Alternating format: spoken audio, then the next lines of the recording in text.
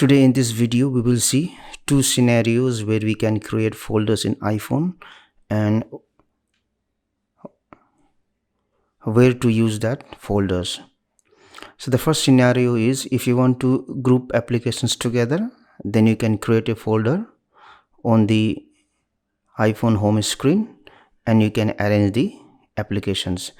For example, if I want to arrange all the Google related application together, such as Gmail, YouTube, AdSense, etc., then what I can do is I can tap and hold one of the application until it starts to wiggle like this one, and then I can drag and drop on the top of other application. Now you can see there is a folder which is created here. So if I want to put another application inside this folder, I can drag, then I can drop inside the folder and then done. Now you can see that a folder has been created where the applications are arranged, and the name of the folder is productivity. But suppose if you want to give your own name to the folder, then tap and hold the folder, select rename, and then you can, for example, give any application any name and then done. And if I go back, you can see the folder is renamed and then done. So this is one case, and the other case is you can create folder inside the iPhone so that you can store documents such as videos or images inside the folder. For that one, I will go and open these files.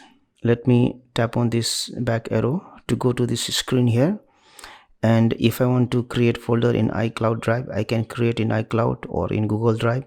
But for me, I want to create folder in the iPhone. So I will select on my iPhone. Then I will tap on these three dotted icons here, new folder. And suppose if I give a name, so sample, okay, and then done. You can see that I have created a folder called sample. Now in this folder I can download and save documents from different applications.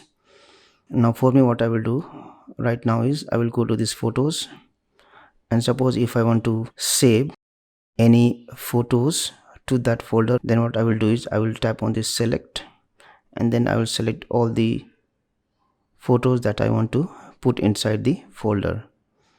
Then I will tap on this icon at the bottom here and then scroll down and save to files. And then on my iPhone, the folder which I had created was this sample, so I will select it, save.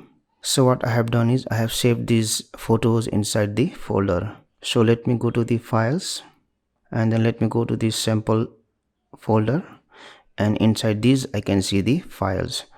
So this is another scenario where you can create folders and save documents such as photos and videos. Thank you for watching this video.